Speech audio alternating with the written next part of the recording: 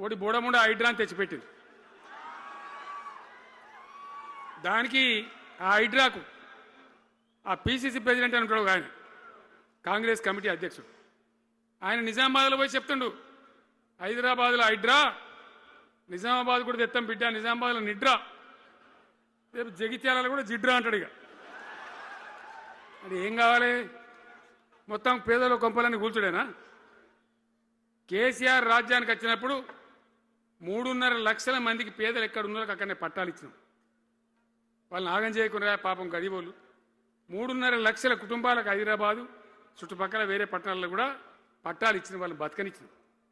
ఇలా ఏం కూలగొట్టుడు? అది పుస్తకాలు కూడా తీసుకుని పోరాటాలు చదువుకునేటి అంతే గిరితమా? నేను ఒక్కటే మాట మనం చేస్తా ఉన్నా, గ్యారంటీగా బీఆర్ఎస్ గవర్నమెంట్ వచ్చేది ఖాయం. మొట్టమొదటి రోజులనే ఈ హైడ్రాంటోని ఎత్తి అవతల వరేస్తామని చెప్పి నేను మనవి చేస్తా ఉన్నా. తీసేయన్నా దాన్ని, హైడ్రాన్ తీసేయనన్నా? పక్క మాటనా?